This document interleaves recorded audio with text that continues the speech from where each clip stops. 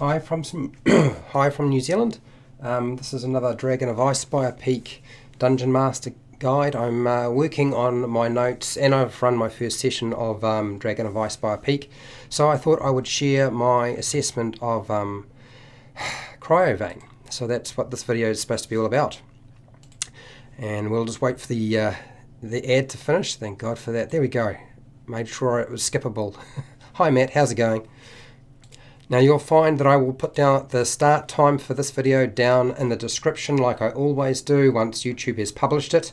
I'll do that. You can't access my live streams unless you have subscribed, hit the bell button and turned on your notifications. If you don't do that, you won't get access to them. If you leave the live stream, come back later on, unless you have it engaged, it doesn't really work. Patrons will always get access to live streams. I do an edited version of all of my live streams. They will be excluding the Q&A. So if you're hoping to get all the Q&A, that's removed from the edited version, which I'd usually do at the end of my presentation once I've talked about the topic. Hi Kanoko, how's it going? Now, if you haven't been part of my live streams before, normally what I do is I read from my notes and I have a number of slides which I sort of shuffle through, and then when I'm finished, I will return to the webcam, you'll see my face, and you can give me some feedback, you can ask some questions. I have already run a couple of adventures for Dragon of Icespire Peak and had some interesting developments, things that I thought would be a problem that didn't actually turn out to be a problem. So that's always good. It's always nice to know that problems that aren't actually there don't actually exist because you thought they were a problem and they weren't. So grab some food, some drink, settle back because there is quite a lot to say. I do have about 2 pages of notes. I think that should cover the topic sufficiently. And settle back.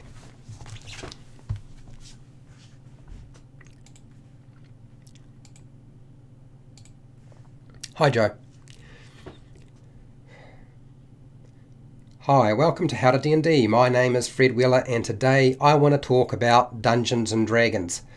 Today I really want to talk about a specific dragon. So this is a Dragon of Icespire Peak Dungeon Master Guide. That means if you are playing in this adventure, I wouldn't hang around. There are spoilers for anybody who's actually a player, but if you're a Dungeon Master, you're in the right place. So the topic is Cryovain. Cryovain, the white dragon. This is the main antagonist, the main villain in your adventure, and it's really the whole adventure, all the little side quests and quests, main quests, they all revolve around this one dragon. Now, when I was looking for research on Cryovain, I found my research notes were very much helped by the certain pages from the adventure. So the pages you want to actually look through in the adventure, Dragon of Icespire Peak, is page 7, page 11, page 30, 31, 33, and of course 64. This is where the monster stat block is. You can also find additional information if you're interested in opening another book, which I'm sure none of you will have too much of an issue with, and that is you can check out page 102 of the Monster Manual. And there are essentially a number of pages that talk very much about white dragons and how they operate. I found that really useful when I was researching Cryovain, and I feel like you'll find the same thing if you have a look through that resource as well. So Cryovain is a young white dragon, obviously not fully developed and therefore doesn't have quite the experience of an adult dragon or an ancient white dragon, but still a dragon as such, been around a long time. And I think a lot of people, when they start thinking young white dragon, they're thinking young stupid white dragon, or any dragon that's young is stupid. I am going to try to make it clear to you that that's not necessarily the case, and we'll go through that very shortly. Cryovain was driven south by more powerful dragons. Now, the more powerful dragons are in the north, and Cryovain has been driven south. So that means that more than likely, given that it's a white dragon, the dragons that are larger are residing in places like the spine of the world or Icewind Dale, or the Sea of Moving Ice. These are all sort of very Arctic locations, very cold locations, places that white dragons would normally hang out, certainly the large ones anyway. Cryovain currently has claimed the Sword Mountains, which are just below south from Phandalin. For those of you who are unaware, I'm going to show you a map very shortly, not right now, but I will show you fairly shortly the location exactly on the map. It says in the adventure that Cryovain is a dim-witted and cruel dragon. I would like to point out that Cryovain might be dim-witted and cruel, but he's not stupid. And if you have a look at the stat block for Cryovain, you'll see that his intelligence is 6. So he's not going to be casting spells. He's probably not going to be constructing highly complicated tactics or involved in some sort of convoluted dialogue with your players' characters. There's probably not going to be a monologue taking place.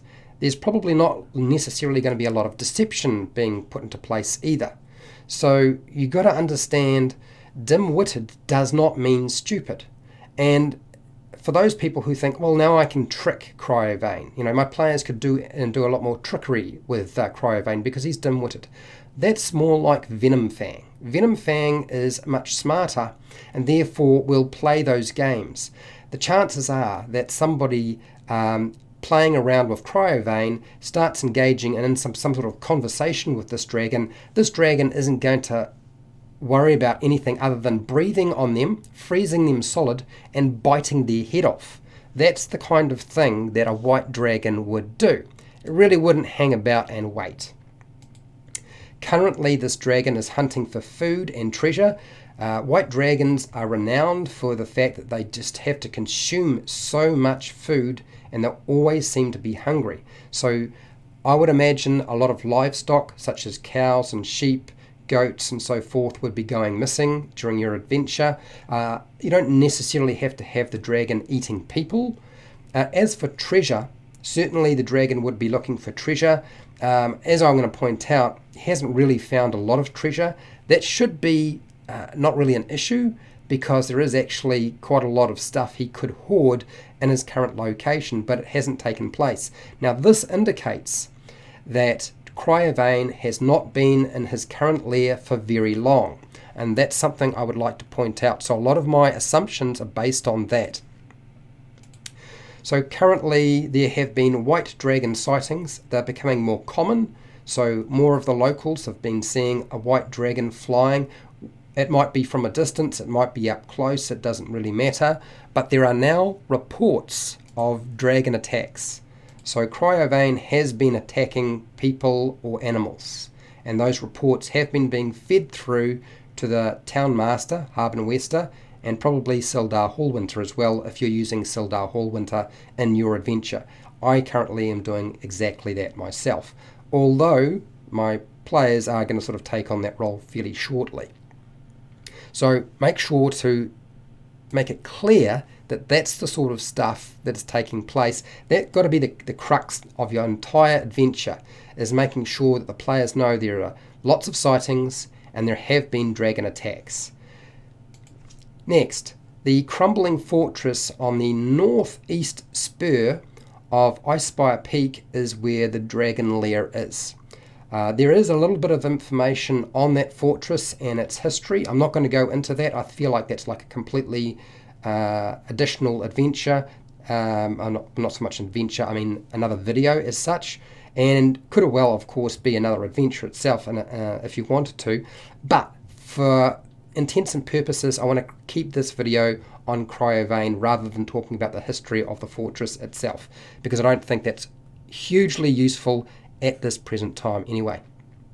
So what we know is that the dragon has seized the fortress from a tribe of savage orcs, and they have lost their orc war chief. So in other words, the dragon has killed their orc war chief, probably frozen him solid, and then just bitten him in half and consumed him, which tends to be the going tactic for most white dragons anyway. There have been many other creatures that are being driven from the mountain tops that are migrating to the foothills and other locations around Phandalin, so you can incorporate orcs or other creatures if you wanted to, not just the ones that have been stated in the adventure. So there's a little bit of room for movement. I think that's quite fun in itself. That also means you could use something like a roc, which is a large bird, although I feel like a roc is probably more than a match for a young white dragon currently in your adventure. But maybe you could deal with, say, a more juvenile version of the large bird. Phandalin has not been directly attacked by Cryovain so far. The adventure doesn't say anything about Phandalin being directly attacked. So why would this be the case? I think it's pretty easy to understand what's going on here. Even Cryovain, being dim-witted but not stupid, would consider it risky. There are too many people with bows and arrows. There are too many people who would cause trouble. I think the dragon would probably stick to picking on things it can deal with fairly easily. And as I said, a wisdom of about, I think it's 11 is the wisdom for Cryovain, is average. It's actually probably slightly above average. So in other words, it's smarter than the smartest wild beast.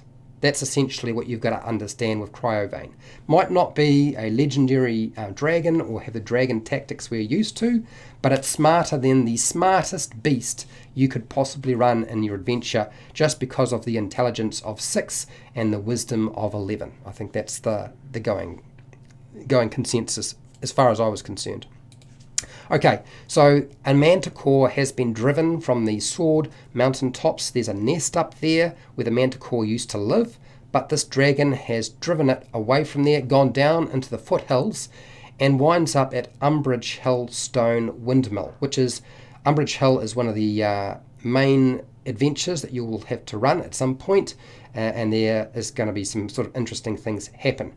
This is sort of indicating the effect the dragon has on the rest of the environment and the locale. So I think that's really interesting. I don't think the manticore is one of those characters that you should consider a monster the players will meet once and disappear or be butchered like a dog, never to be seen again. Including the orcs. The orcs that are talked about in the adventure that the dragon has been messing with, they also show up in another adventure. They're actually first really encountered in the Dwarven Excavation adventure. But I recommend, as I've already said before, not presenting those orcs straight away, letting them scout out the location and waiting for the dwarves and the players' characters to leave before taking ownership of that temple in the Dwarven Excavation adventure. One of the things I was really concerned about is the encounter table. So where's the dragon? Where's the white dragon encounter table is risky for the players' characters. Essentially what you do is every time the players' characters go somewhere, you're going to roll a 20-sided dice, and that will determine the location of the dragon. The idea being that you can then foreshadow the dragon as much as possible, but not necessarily have the dragon attack the players' characters. In the adventure, it talks about if the players' characters don't sort of find some cover, then maybe it would come down and attack, or maybe it would attack some other creature or animal, or cause some sort of devastation to the location, or just be flying above. All of that's fine. I would recommend, yes, that sounds all right. I don't really like the idea of throwing the white dragon at players' characters too early on, because the likely outcome is devastation. If you really want to wipe the party out, that would be the way to do it. So I would recommend making sure the dragon is far enough out of shot. The adventure does talk about making sure it's out of range, so something like a longbow should not be able to target it. It's that far away, gives them time to find some safety. But also too, if you roll on the table, the encounter table, and it's not anywhere near the player's characters, in other words, it's not the location where the players are moving, and you could wind up with the entire adventure them never actually seeing the dragon at a distance, because you just don't roll the right number when they travel from one location to the next. My advice to you is the advice that Sly Flourish has given, and that is, if the number you roll is a location that's pretty much close to where the player's characters are, but not that location. Still have them see something flying high way in the distance. You don't have to spell out that it's a dragon. You can just say you can see sort of a light coloured winged creature off in the distance. And you can even present it as being a seagull if you like. But that sort of helps foreshadow it. Otherwise, you won't ever have the players encounter this thing at all in any form whatsoever, and that would be a shame. So, Cryovain doesn't fight to the death in the adventure. Apparently, that's what it says. Cryovain doesn't fight to the death unless at the Icespire hold. I have a big question around that and concerns. Why is it that we're talking about a dragon fighting to the death? You know, dragons don't usually perish that easily. It sounds like somebody is trying to set it up so that the players can feel powerful and dispose of the dragon fairly easily once they get to level 6, which is probably where you want to be presenting the dragon, which is the Icespire hold adventure, or location. It's not so much an adventure, but a location. I don't like that idea at all. So this is what I'm going to suggest to you. Why does Cryovain ever fight to the death if he was fleeing or fled from larger dragons? Now, if it's going to flee from a larger dragon because it's more powerful and more dangerous, then if it comes across another creature or a group of creatures or the player's characters and it's getting its ass handed to it, would it not flee and come back another day to have another go at them? I think that is far more likely. So that's how I would play the dragon if I were you. Don't get fancy, don't get silly, try to keep it basic, but simply dragons don't fight until they are absolutely destroyed. They know they can outlive these things. They can come back and pick them off at a later date. Now I know a lot of people are saying, yes, but Cryovain is dim-witted. But he's not stupid, okay? We're looking at intelligence when you're thinking in terms of dim-witted. No, this dragon has still got average wisdom, and that's what we really need to focus on.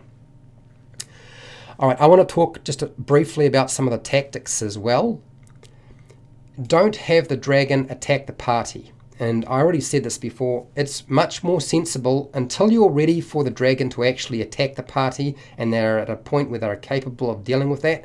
Make sure your dragon is attacking livestock or animals from a distance or close to the party, anything like that. But I wouldn't go directly for one of the characters simply because the dragon breath is enough to wipe them out. It can pick them up, fly off and drop them, and that would kill them pretty much. So don't do those sorts of things. I think you stick with non-player characters, your NPCs, and anything that you can sort of throw at them without destroying the party. Give them a chance to build up their resources and their power. So Cryovain prefers Arctic locations and areas, icy mountains, which is why it's currently residing where it is. But it hasn't been there for very long, and I think that's quite clear based on the movement of the orcs and the movement and what the manticore is doing in the adventure as well. One of the things that is stated in the monster manual is that white dragons are primal and vengeful, and that pretty much all white dragons are like this. So that means that it will bear a grudge. If the players wind up handing the dragon its ass, which is possible, and it gets away, it's probably going to bear a grudge and come back and deal with them later on. Primal really means that it's not going to get too fancy, okay? We're not dealing with a dragon that's going to be wearing spectacles. We're not dealing with a dragon who is going to engage in a lot of conversation. So I know for those people who love to have their monsters role play with the player's characters, this is not the type of dragon that does that sort of thing. If you really want to do that, go for it, but it's not really what a white dragon would do. Now, Cryovain lacks the cunning and tactics of most of the other dragon types. A lot of dragons use quite complicated tactics and very advanced tactics. So you're going to stick with the bread and butter that all dragons have. And a white dragon would do the following in terms of their battle tactics. That is, get in the air and fly. Breathe on its victims. And then get out of reach when it's ready, and it's either frozen all of its enemies solid, or it's going to fly in if it doesn't have its dragon breath, and it's going to pick somebody up, fly up into the air, and drop them off the side of the mountain. Now, I know that sounds terrible, because what's going to happen if they fall off the side of the mountain? They're probably going to take like 20d6 falling damage, and their character is dead. But that's what a dragon would do. Okay? That's what this type of dragon would do. It's not really going to lay a trap for the player's characters necessarily, although it could. It's usually going to be using those sorts of tactics. Some other dragons, dependent on the environment they live in and they're used to, will use, say, a dragon that breathes water will dive underneath the water, come out, breathe on its victim, and then drop back down into the water to provide itself with total cover so that nobody can target it. Or if you're dealing with a fire dragon, it would use lava. It would, it can go into the lava. The environment itself is dangerous. You can present some nasty things in terms of the cold in the Icespire hold if you wanted to. If you want to have constitution checks, that's fine. You could do something like that. I want to make it clear, and often I get this question, is what about lair actions? What about legendary actions? It's a young white dragon. It doesn't have legendary actions, and it won't have lair actions because it hasn't been there long enough, and it's not really the right type of dragon. It's too young, and as I said, it hasn't been around long enough. Okay, so what is the general approach when dealing with food?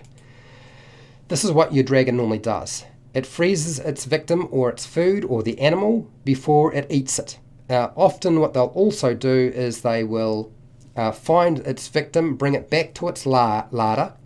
It might be something that's already been killed by somebody else. It will freeze it solid and leave it, keeping the meat fresh, and then when it's ready to eat it, it then consumes it later on. So those are the sorts of things you're likely to see, and it would be good to include sort of like a larder area in your adventure where you can see a lot of frozen animals that Cryovain has sort of stashed away for later nibbles. For those of you who like to sort of ski your players a little bit. Why not? Let's do that. Sounds like a lot of fun to me. Cryovain is currently sleeping on the rooftop of the main fortress, giving him a pretty good view of everything, which means sneaking up on the dragon should be quite difficult. The other thing, and the adventure actually talks about this a little bit more, but I will go into that. You've got to remember that dragons have really good senses, and their hearing is pretty good as well. So don't forget that sort of thing, okay? I would not be utilizing necessarily a dice roll. I would be tending to use the passive perception of Cryovain rather than making an active dice roll. The problem with an active dice roll is a lot of people get stuck on but what if I roll a 1 and then I add the modifier for that? I wind up with a really low score, and I don't really want my dragon to be easily snuck up on. And I totally understand that. Makes perfect sense. But Jeremy Crawford has recently made it pretty clear that the operation of passive perception in active checks works more like this for those of you who are interested. And that is, with regard to sleeping, you would have something like disadvantage. So certainly, by all means, add and apply disadvantage. If you're dealing with a creature that decides, or whether it be the monster or it be another player, deciding to make an active check, they make their dice roll and they add their modifier, and if that is greater than or equal to the passive perception for that character, that's the number you use, rather than the lowest number. So the idea is that passive perception is the lowest you can get.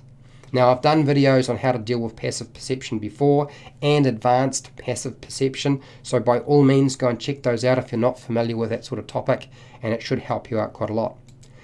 Cryovain has not had time to collect a treasure hoard to lie on, and it's really obvious from the location description. There's nothing for them to collect. Normally a white dragon, when it has a treasure, will stick it in the ice and freeze over the top of it so that it can't be removed easily. You'd have to sort of get a pick and hammer and smash your way through it to get at it, which you can't really do because there isn't anything to actually find. But the location itself, the Icespire hold, has rooms within it that have coins and other types of treasures that the players can find. But why has Cryovain not collected them up just yet? I think the going idea behind it is, one, to give the players an opportunity to find some stuff before they deal with the dragon, but also the opportunity to have Cryovain find those items. So if you are the Dungeon Master and you feel like the players have taken a long time and Cryovain should have had time to actually remove those items and move them into his main sleeping area and then freeze over the top of it and keep all that loot in one place, then do that. That's what you can do. You're the Dungeon Master. You make the final call on those sorts of things. The adventure does talk about Cryovain being easily awoken by noise. There's actually 3 criteria. I'm not going to go over them, but it's pretty clear to me that Cryovain it might be resting and sleeping, but it's not deep sleep. So again, you could apply disadvantage to something like your passive perception, or you could say, look, it's sleeping, but it's still relatively aware of its location and what's going on. And it's already spelled out and says, you make too much noise, the dragon's going to hear you. And you don't need to roll dice to determine those sorts of things. In fact, it might actually be less fun to do so rather than, rolling dice and letting the dice determine everything. You don't have to have the dice determine absolutely everything about your adventure. You make those choices. Cryovain, like other white dragons, is very hard to bribe. Now, I know there'll be a few players who'll be saying, well, if this dragon doesn't have a treasure hoard, I could offer to give it some treasure, and then that buys me some time so we can get into position so that we can either escape or we can attack it and kill the thing. Here's the problem with a white dragon. By trying to bribe or give them something that's got any kind of worth, you have just insulted that dragon, and you would have insulted Cryovain by doing so.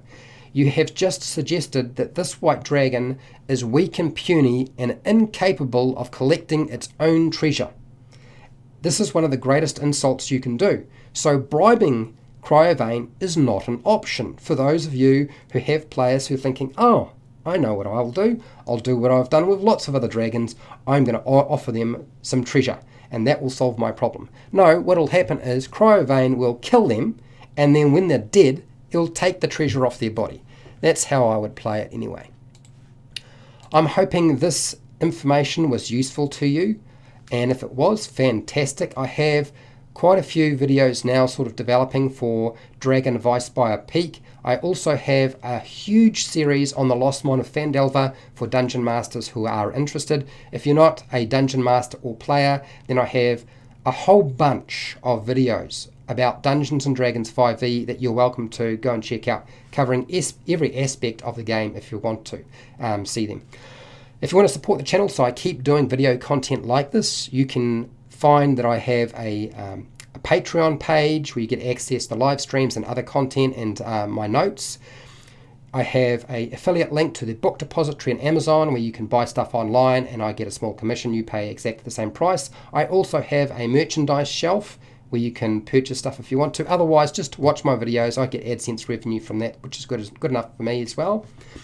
Make sure to share, like, and subscribe. Hit the bell button to be notified when I go live and when I publish new videos. Hey, I know there's the normal stuff you always say, right? And hey, till next time, keep rolling those 20s.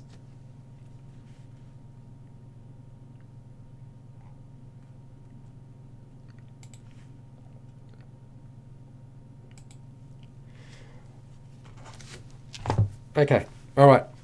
Let's have a look at the chat. Looks like it was pretty quiet today. So I'm assuming that everybody is going and doing other things.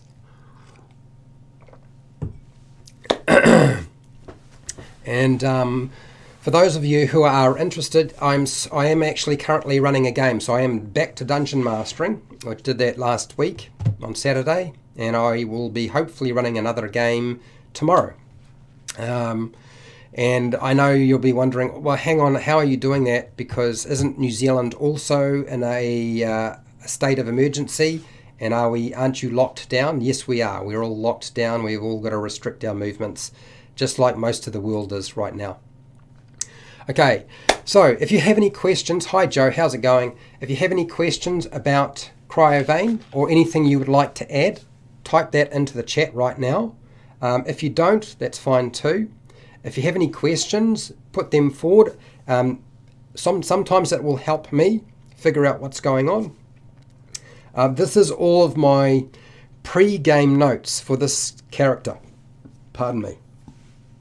And my intention with doing all of these notes was essentially to allow me some sort of idea of how to run the dragon, because Cryovain is very different to Venom Fang and other dragons. Hi Fred, how's it going? Fred Daniel, you're learning and listening, or listening and learning? Oh good. What's that, Joe? That's awesome, Fred. Glad to see you're back behind the DM screen. I really want to say, I'm going to say it now before people disappear, since there's a few people here. Please don't stop playing Dungeons and Dragons. Okay, I know you can't necessarily go over and see somebody. Please don't stop playing Dungeons and Dragons. You can play Theatre of the Mind online. And you can use Facebook. Facebook will allow you to do it. You can use Facebook on your phone and do a video chat. I was doing that with some mates last night, and they were quite shocked. They didn't realise that it existed. It's super simple.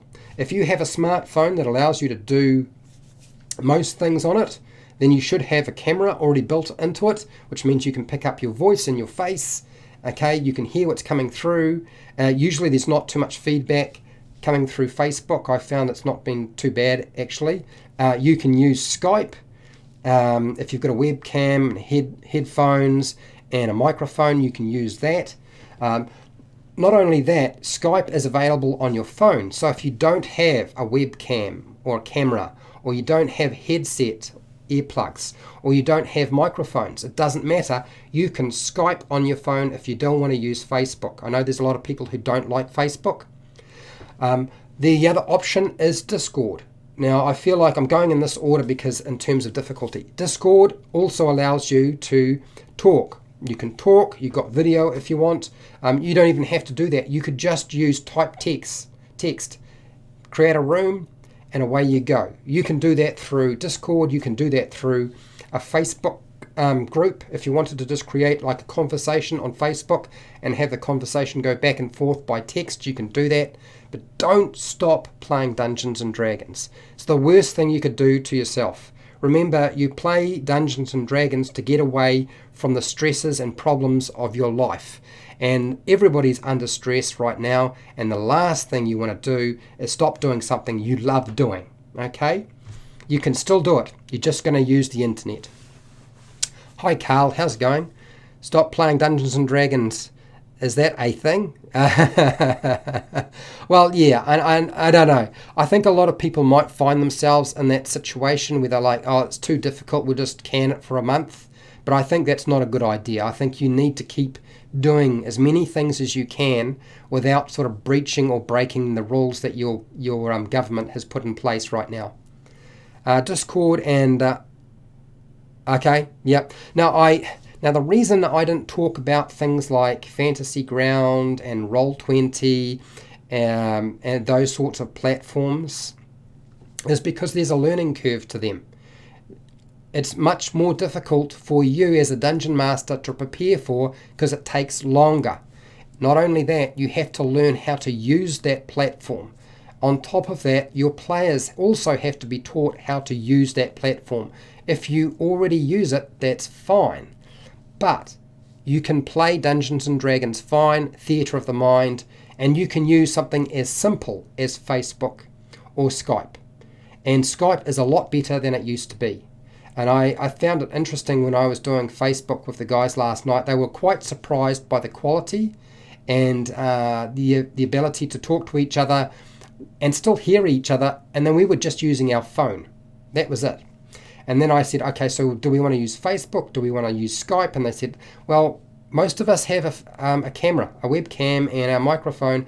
And I think rather than holding a phone or having to sort of position it somewhere, here, look, blue tack. Grab some blue tack, and you can blue tack your phone over to wherever you need it to be on the wall so you can talk, or you can blue tack it to something that's right in front of you so you don't have to keep holding the phone with your hand for the next 2 or 3 hours or however long you're going to play. The other thing is I took breaks. When I ran my game, I took breaks. I'm probably going to do a video on the topic anyway, but I wanted to talk about that because I do not want you to stop playing. Yeah, oh, right, that's a good point, Joe. Yeah, if you do stop playing Dungeons and Dragons, spend some time painting all those miniatures that you haven't painted, that you were planning to paint for so long. And for those of you who don't know, Overboard DM runs a channel where he shows you a lot of the stuff that he has painted, a lot of miniatures that are high-end miniatures, a lot of Dwarven Forge, terrain, stuff like that, a lot of accessories. I think he's even got some videos on some of the newer cards that are available. So those are sort of like monster cards and so forth. I recommend going and checking out his channel. And yeah, I think most people have been pretty happy with what they see there because you're not getting it from anywhere else. I would say that Joe is probably exclusively doing more in that area than any other YouTuber I have seen so far. And yes, he has a small channel. Michael, hi Michael. Some people have heard use Google Hangouts. Yes, you can, but the problem is that Google Hangouts, my understanding is that Google Hangouts has been withdrawn. And people have opted to go and use other types of platforms rather than Google Hangouts because it was discontinued. So they've gone to things like Discord or Zoom. But the thing is that Discord and Zoom still has a little bit of a learning curve, which is why I recommend using something like Facebook for video chat or Skype, because it's super simple. I would say that Facebook is the simplest way and Skype would be the next. Discord would come after that. And there's probably a few other platforms I don't know enough about, but in terms of getting me and my players up to speed, I found that Skype was really good. And I was quite happy with Facebook as well. We could have done video chat with webcams, headsets and microphones with Facebook if we wanted to, and it wouldn't have caused any problem. If you prefer using Discord, Michael, then use Discord. If your players know how to use Discord, use Discord. Okay? But that's my message is don't stop playing. Keep doing it. Okay. I think this is a good point to stop at. Go and do something else. Go watch somebody else's videos. Hang out for a little while, have a good time, try to catch up on all the things that you've been missing or not being able to get done around the house maybe or outside without sort of moving into the zone of you're in the wrong place and you should be going somewhere else. But yeah, so wherever you are in the world, look after yourself and your family and your friends, and hey, till next time, keep rolling those 20s.